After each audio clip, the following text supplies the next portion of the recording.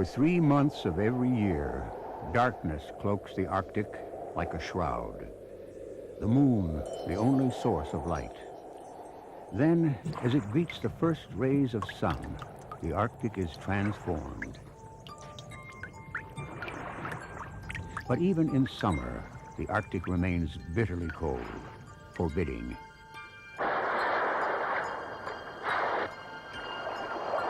Through the centuries, few outsiders have been willing to brave what some call a frozen wasteland. And since the time of man's earliest ancestors, 10,000 years ago, only a handful have ever called the Arctic home. Living in relative harmony with a host of wild creatures, one among many species, man adapted to this frigid, wondrous terrain.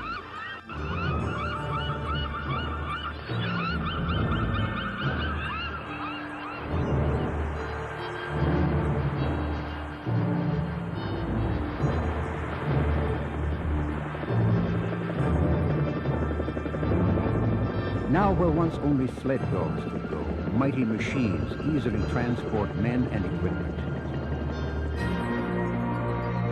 A world once shielded and pristine faces an onslaught of unknown proportions.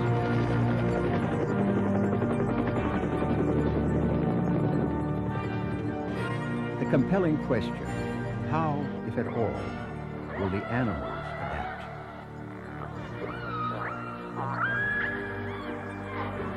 Magnificent, enduring, these leviathans of the deep are themselves no longer hunted for their rich oil. Yet ironically, the clamor for petroleum and other riches may so alter their natural world that they will face perhaps even greater threats.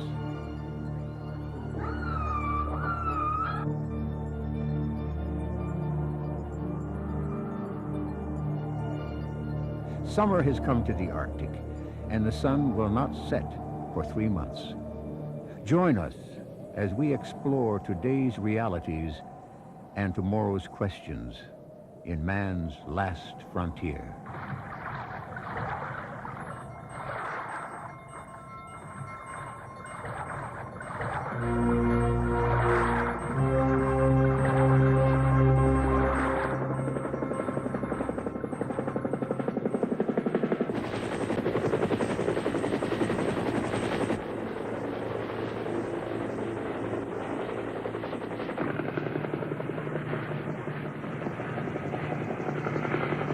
Here at the top of the world, on Greenland's west coast, is Kendra Glacier, the last remnant of an ice age that is still with us.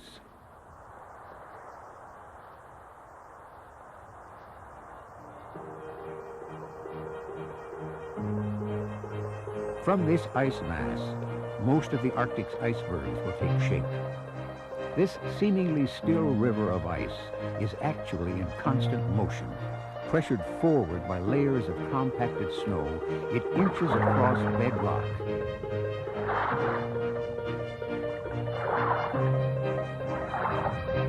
Over the course of about a year, gravity pulls the ice river ever closer to Disco Bay, 30 miles away.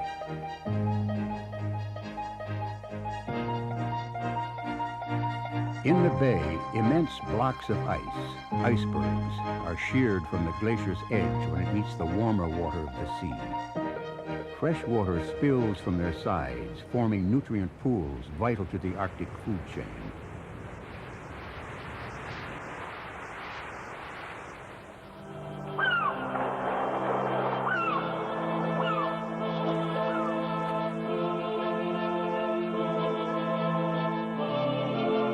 Floating monoliths with only an eighth of the actual size visible above the water. From Disco Bay, currents may carry them thousands of miles, a journey that may take 20 years.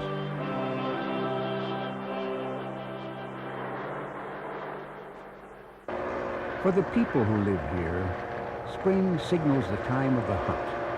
In this brief pocket of daylight, they must get enough food to sustain their families through the long winter months. Here in the western Arctic in Barrow, Alaska's northernmost tip, The vast sheets of ice that have blanketed the ocean become floating islands in the spring sun. Life gathers around these passageways in the ice. The bowhead whale the Eskimo now comes to hunt represents far more than food. It is a revered part of their cultural past. Today they hunt with modern tools, harbingers of the changes that strike at the heart of this ancient contract. The harpoon rests idle, only a symbol of a life that once was.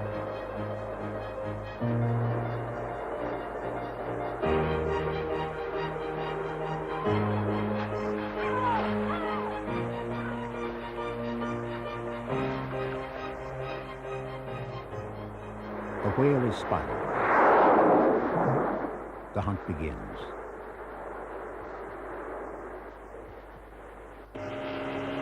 For the Eskimos, the whales and the other animals are not objects outside themselves. Even when hunting, they perceive themselves, the land, and the animals they pursue as joined in an intricate web of life. For scientists who study the Arctic, these brief sunlit months are a time of concentrated activity. At the Polar Continental Shelf Project, scientists from all over the world now converge. Creature comforts vie with food, tools, and scientific devices for a space on already overcrowded plains. From here in resolute Canada, scientists head out to the most remote places in the Arctic.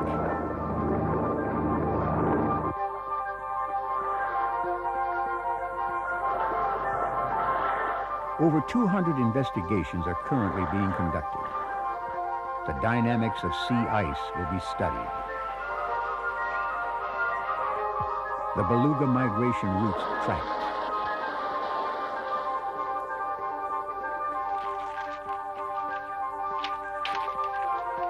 Whale meat labeled for later laboratory inspection. Polar bear metabolism monitored.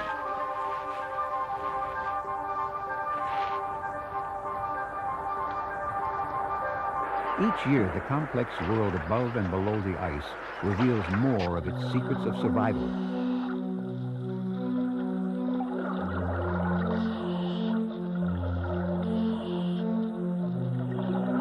For the rare few who have been privileged visitors below the ice, it is like a journey to a faraway planet.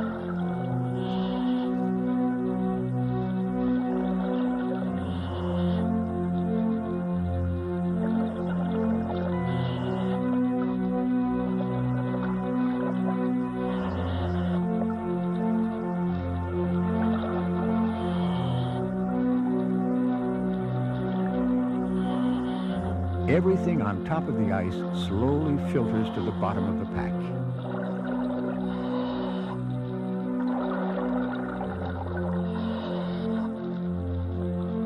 Plant-like microorganisms collected here reveal traces of foreign elements, which are eventually passed on to the rest of the Arctic's creatures.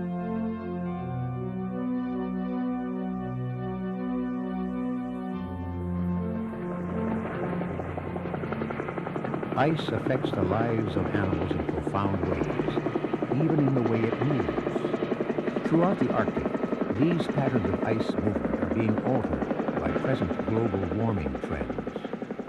It is not yet clear how this may affect the migratory and feeding behavior of the three species of whales that live here, the bowhead, the beluga, and the mysterious creature of legend, the narwhal. In the Middle Ages, the tusk of the narwhal was bought and sold as the horn of the fabled unicorn, bringing 10 times its weight in gold.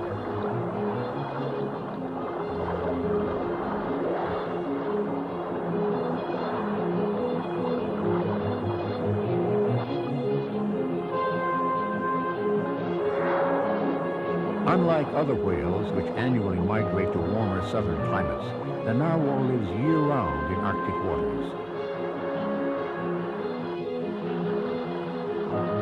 It is known that its sense of vision has almost completely atrophied because it swims 3 months a year in complete darkness.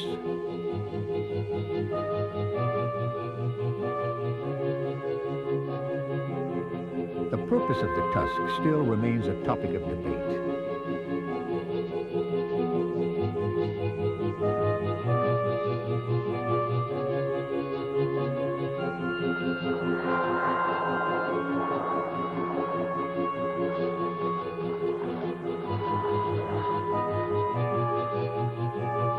In the Arctic's eternal cycle, the narwhal brings man. But even though the Eskimo may know where to find this elusive whale, he remains largely a stranger to the animal's ecology and social behavior.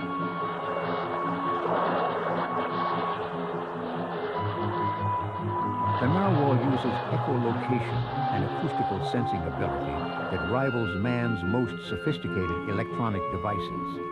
It can navigate through miles of ice fields, sensing distant air openings or cracks where it must come up at least every 14 minutes to breathe.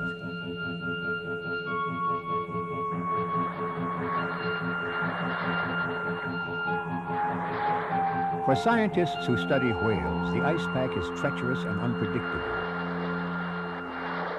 Cracks can develop without warning, carving off huge chunks and washing them out to sea. Sound, Lancaster Sound, 26 Resolute Bay. 26, this is Lancaster Sound. I copy you 5 by 5. How on us, over? I got you about strength 4 tonight. Go ahead, your order, please. Dry bulb temperature, plus 0.5. Clouds are stratus 10, and we have... Summer storms come suddenly. Okay, I'll be They back have with plagued you. the work of Canadian scientist Sue Cousin and her colleagues. 26 Resolute Bay, this is Donna. Their camp sits at the edge of the solid ice pack at Lancaster Sound, 20 miles off the shore.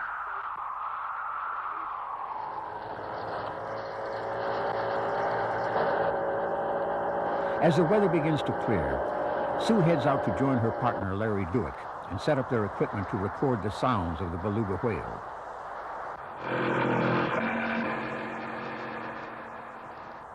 Highly sensitive hydrophones placed 7 feet under the solid pack can pick up otherwise inaudible sounds.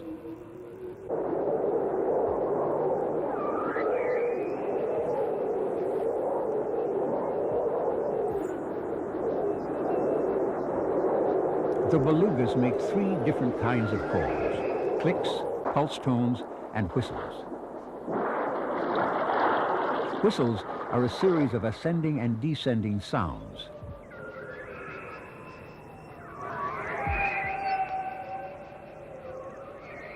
Pulse tones have many variations.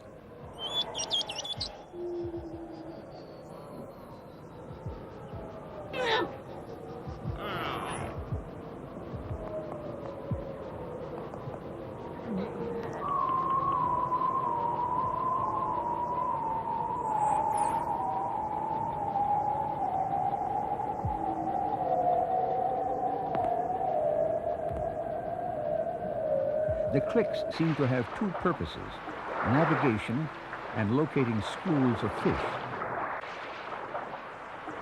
This symphony of sounds illuminates the whale's darkened world.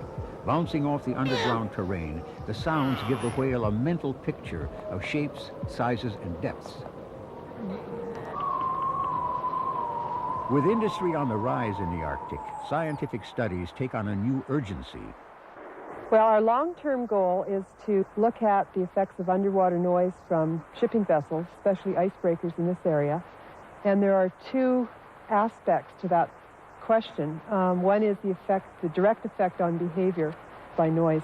The other one is the effect on communication. As you add noise to the background noise that whales normally hear, this reduces their ability to hear vocalizations that other whales are giving.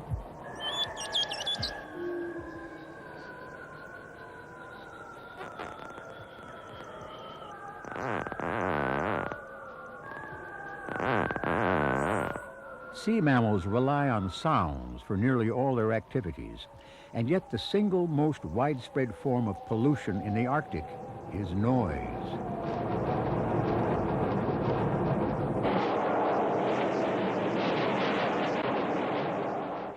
Icebreakers, oil drills, and ships all add their piercing voices to a world that once knew only nature's cries.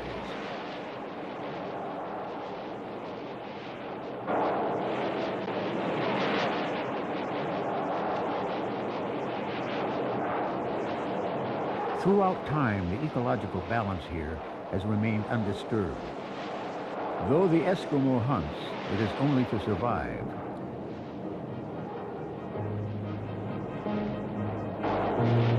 Today, the outsiders threaten this ancient contract the Eskimo struck with the land, and within the next decade, the number of ships passing Lancaster Sound may grow to 900 vessels annually.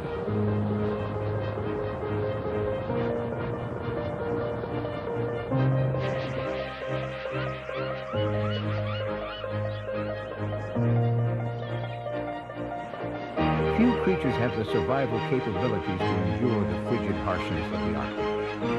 Only 8 bird species out of 8,000 in the world, and only 23 mammals out of 3,200 live here year-round.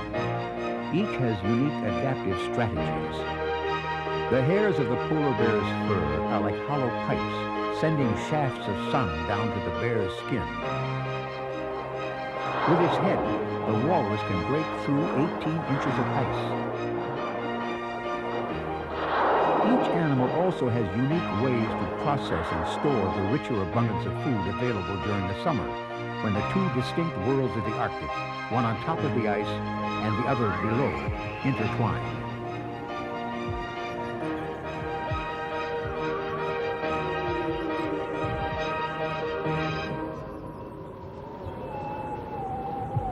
From the microscopic zooplankton and algae, through the fields of giant kelp, and then to fish, birds, and up to mammals, the links in the Arctic food chain have remained virtually unchanged since they first evolved.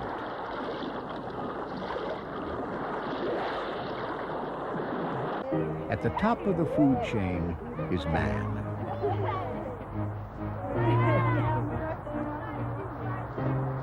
The narwhal is essential to the Eskimo diet. Its skin provides one of the Arctic's few sources of vitamin C. The simplicity of the Arctic food chain renders it highly vulnerable. The fate of each member affects the other. Airborne pollutants such as PCBs and DDT driven by winds from Siberia are accumulating silently in the snow. As it melts in summer, the toxins are absorbed by the microorganisms under the ice pack.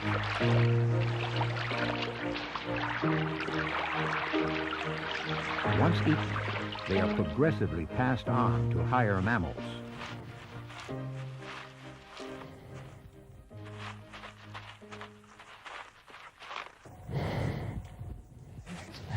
Polar bear research brought the first disturbing news. Scientists were startled to find PCBs stored in their fat.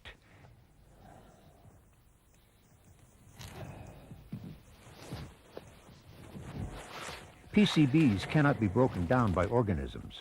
When an animal or plant is eaten by another animal, the predator retains all of the pollutant. How to get this out of here? Just roll about.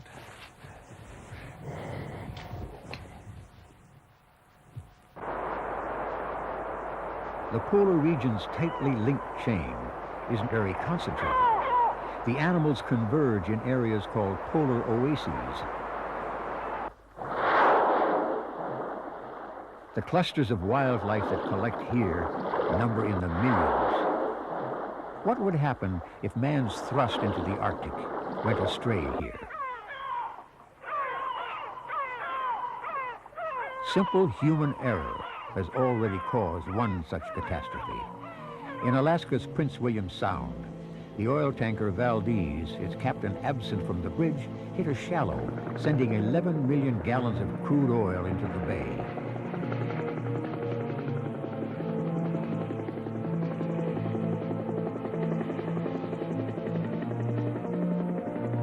The oil traveled for 1,200 miles along the coast, threatening everything in sight.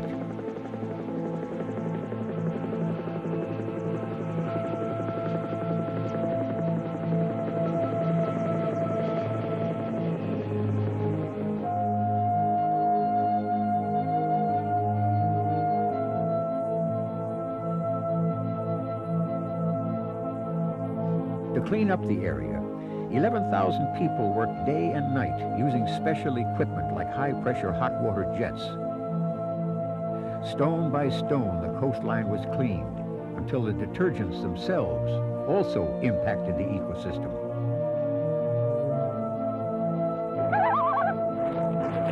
Experts believe that as many as 100,000 birds and thousands of sea mammals died.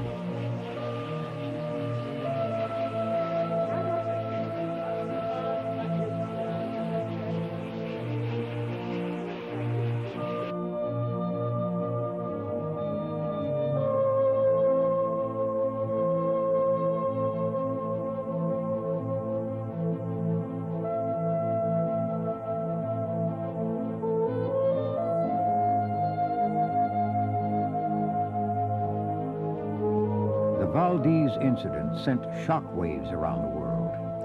The fear of another disaster looms large as man stakes claim to the Arctic's resources.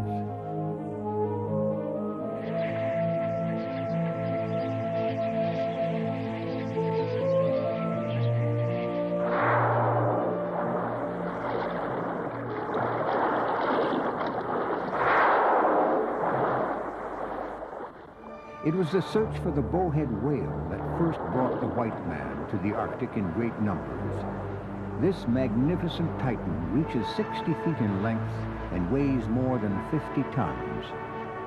The largest Arctic whale, it dwarfs the beluga and the narwhal.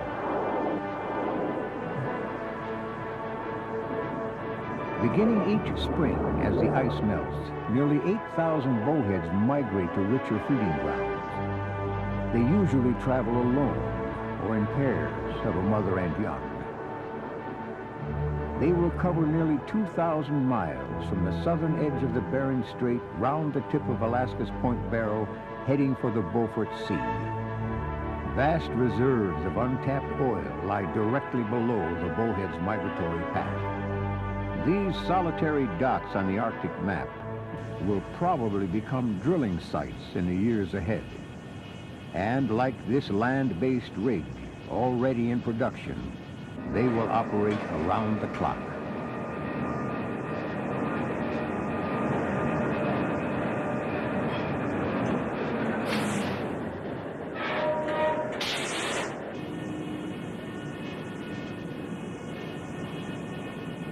The largest challenge in the Arctic is to find a way to maintain the fragile ecosystem. Dr. Buster Welch, a research scientist with Canada's Department of Fisheries and Oceans, for the past 20 years has been monitoring the components of the Arctic food chain. He is widely recognized as one of the world's leading experts on the Arctic. The Arctic system serves as an early warning sign. It's like the canary in the mine that they used to use in the Middle Ages. We must remember that we live in a global community, in a global ecology. And although this may the Canadian Arctic may seem very distant from southern ecosystems, nonetheless, your climate is controlled by what you see up here, the polar high pressure zone, for example. And the health of the Arctic system is critical to the health of the rest of the world. All too often, modern man exempts himself from ecological warnings, but the Eskimo intuitively knows otherwise.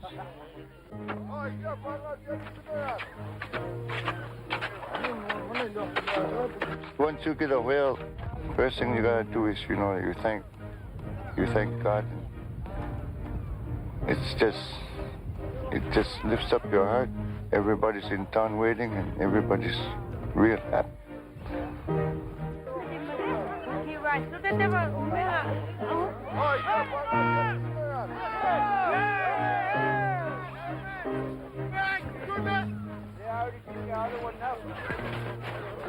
Oh, come on, keep flying, keep flying. The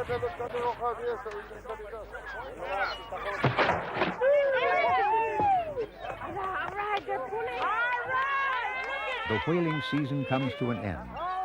It has been the traditional unifier of Eskimo society for thousands of years.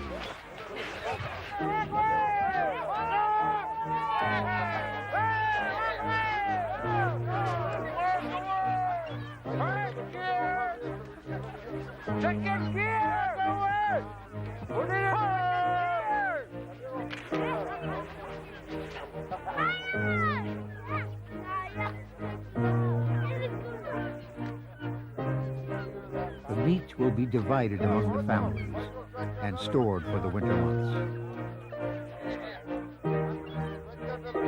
Hundreds upon hundreds of people, united by a single event, a common bond, a common history. They will soon disperse across the ice, may not see each other again for another year.